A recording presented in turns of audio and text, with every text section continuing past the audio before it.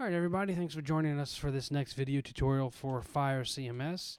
In this one we're going to go over a very powerful feature, multiple site management. It is possible to manage additional sites out of the same system install on the same server box.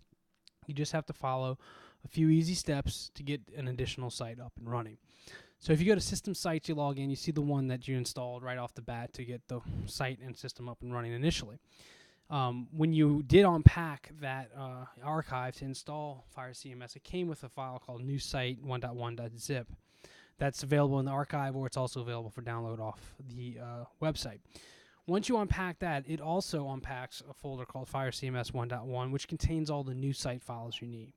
At this point, I just want to say that one of the things that you have to do is you have to make sure that the folder structure mirrors the folder structure of the initial site install. So if you've installed it in the document root and your content folder is called Phire content, then you need to install these files into the document root with a content folder called Phire content. If you've installed it in a subfolder called my site, then you just need to make sure you have that same folder and put the Phire content in there. So you just need to make sure you mirror the same folder structure for where it's located, document root or in a subfolder, and the name of the content folder. So that being said, we've gone with the default values. We've installed to the document root of the main site, and we kept the name of the content folder, Phire content, so we can just go with the default values here. So that's step number one. Make sure you sync up, mirror the same folder settings.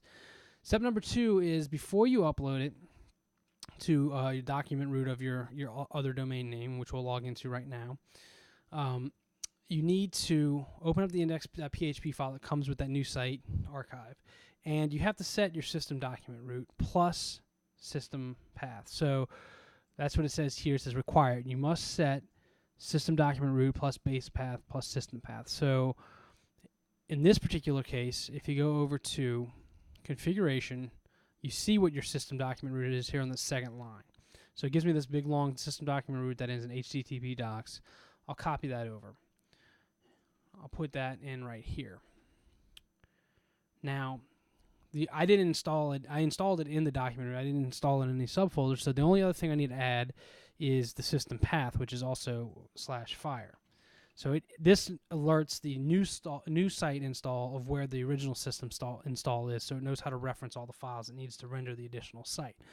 If for some reason I did actually put it into another folder like my site /Phire or my site admin, you'd have to adjust that accordingly. But in this case, we just put it in the document root, and it's and the system path is Phire. So we've set the sysdoc root in that index.php file. So we'll save it, close that out, and then we'll go to our FTP client. I've already logged into the doc root, and we'll go ahead and upload it. So while it's uploading, let's recap. We've made sure the folder structure is the same. We're in the doc root just like the other site, and the content folder is named the same. It's Phire content. We set the system doc root in the index.php file to the value it needs to be. And there's one more thing we have to do while we're over here is we have to make sure, obviously, that the content folder is writable. So we go ahead and do the same thing we did on install. We fire off the properties to change everything under that content folder to writable.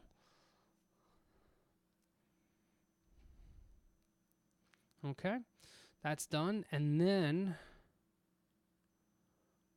what ends up happening, I'm going to copy this over here. So then the next step is you want to install. You got all the pieces in place to install that additional site. And so now we want to go ahead and actually add the site to the system. So in this particular case, this is what the domain is going to be. You're going to type that in there. And then the document root you would have to know. So again, installing the site requires a little bit of system admin access. And so now that we've entered in the site domain, I happen to know that the site document root starts off with that, and then it's under a test folder. And you see it's giving me these little error messages telling me, because it scans for the files to make sure you have them in place, but I don't have them in that directory. I have them in this directory, that HTTP docs directory. So once I type in the full site doc root for my test domain, it tells me, okay, you're good to go. So I'll go ahead and continue from there. So as we're setting up the site, we've got a couple settings we can set. I'll just go ahead and go through it. you have allowed content types. I'm just going to, this is what's available under the configuration. We can go ahead and allow all of them to be there. We can set up some default, title stuff. Let's make the separator a greater than sign, test author, test keywords. You don't have to fill this out, but you can if you want. And the default template, right now there's nothing installed for this site because this site hasn't been put into the system yet, so we'll just go with system default. And page not found. If it's 404 message, everything else, we can just leave it pretty default. And let's go ahead and make it live. So we hit save, and we now want to go to that domain name we just created to see what happens. Uh-oh, page not found. Well, that's because we haven't added any pages to the site. If you go to the site now, you see that the site is under the system sites, but obviously there's no pages yet. There's only all those other pages that we've used for the initial Phire install that are under that Phire domain. We want to add one to that site, so now it's live with a home page. But before we do that, let's go ahead and download a theme and get it going on that site. So let's go to extension themes, download themes. I'm just going to use the basic theme, and we're going to select it to go to the second site that we installed.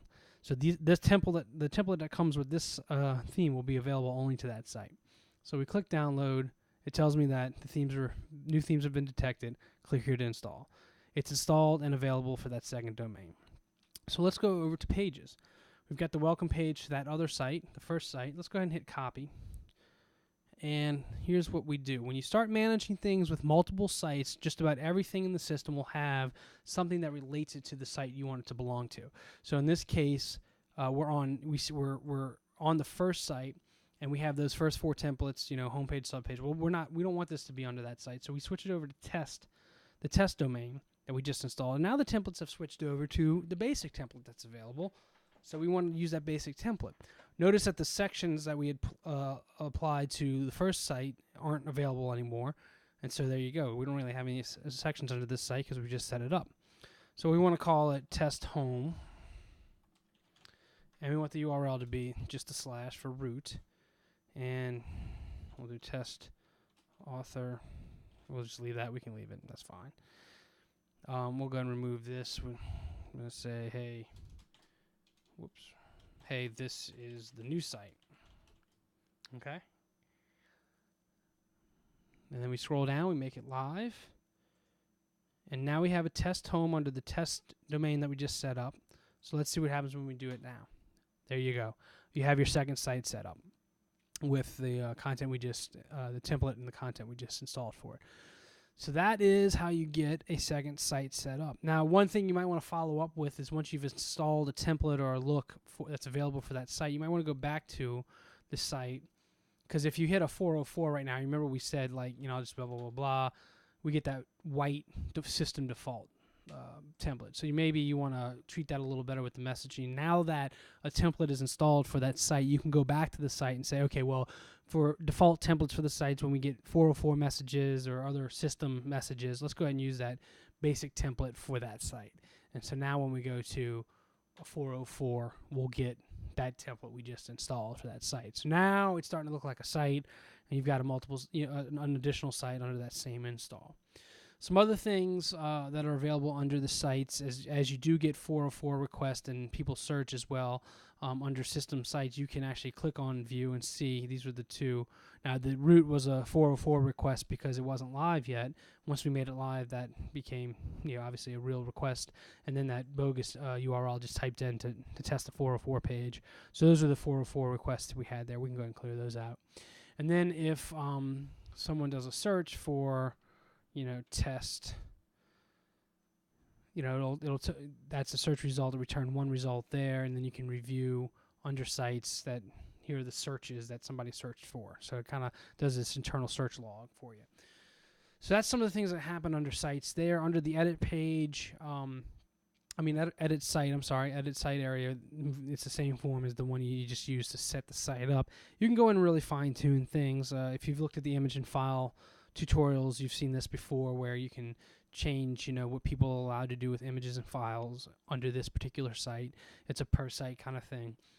Site interaction settings, that also is a per site sort of thing that you allow members to log in or register. You can, disallow members altogether. Tell what kind of information you want to collect on members. You can do that. And then you have your member redirects. We're going to get it all into the member stuff in the next tutorial. And then there's some basic site stuff you can set here. If you have a reason to paginate something, that's the default setting. It does a 25 by 10, and page caching you can turn on or off. That writes files to limit, try to limit database interactions to try to make the site a little more streamlined. Open authoring, we'll get into that with the users when we go into that tutorial.